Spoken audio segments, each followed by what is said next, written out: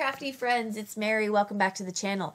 Let's continue with this mini series here as we head into using this elf set. Today's video is all about pattern paper. So I didn't show the coloring of my little images, but I am going to show you how I put these cards together using mostly pattern paper. So the first card here that we're working on, I took out the beautiful snowy background that came with this collection. And I am cutting that down with a stitched rectangle die. Now I'm putting a sentiment on red cardstock, and I am going to cut that out with a tag die, and then I am going to take some pattern paper, and I am going to cut the pattern paper out with a little rectangle die so that I could lay the red on top of the rectangle, and that's going to make that sentiment just pop out. So I'm cutting this down, and then I'm adhering that to the pattern paper.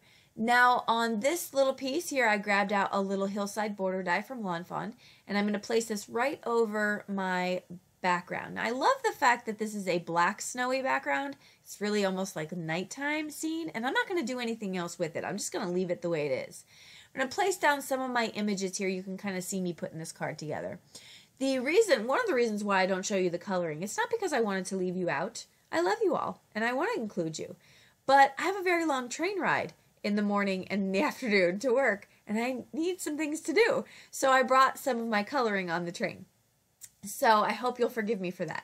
But I used Arteza real brush markers, and I used them on Bristol Smooth cardstock with VersaFine Claire black Nocturne ink.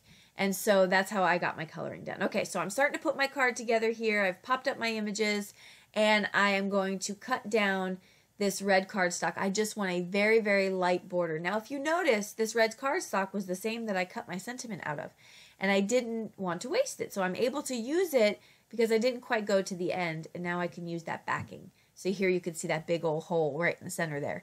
And I'm just going to place my card right over it. Again, just a very thin red line right around just for matting purposes. And I love the way that that kind of just frames it.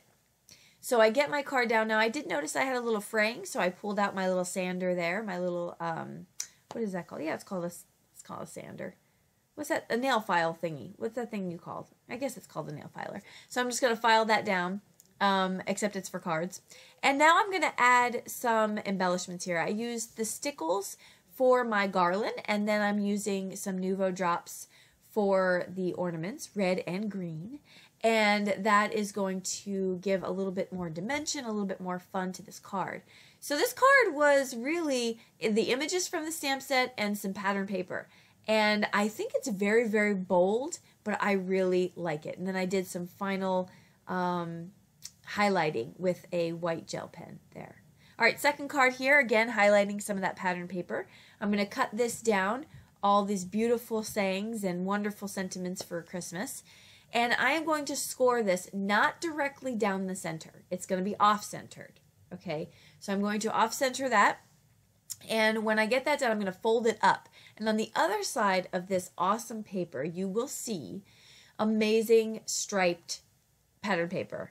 So I am then going to fold my cardstock, my red cardstock, with my Teflon bone folder, and then I'm going to start putting this card together. So first, I'm going to lay this down with some liquid adhesive.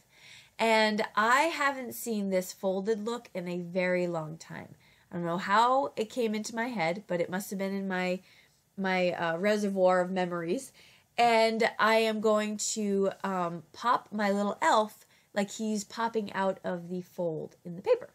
And so I want to make sure that his little ornament is hanging over as well. And I did not put any Nuvo glue on him just yet. That will be last.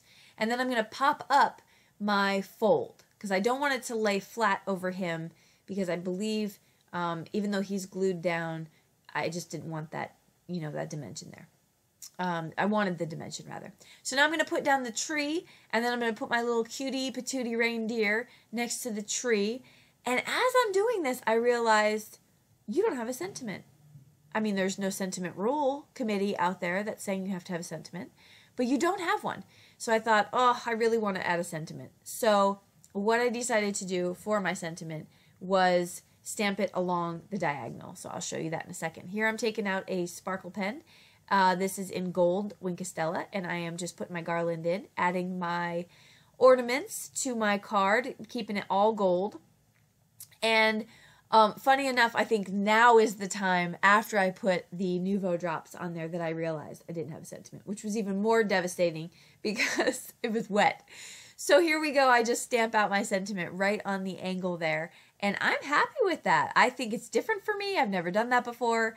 And there's my finished second card. So here are the still shots of those cards. Hope you like them. Let me know what you think in the comment section. Don't forget to hit subscribe. And you could check out the Scrappin' for Less release in the link below. Amazing release. So I am just having a blast doing it.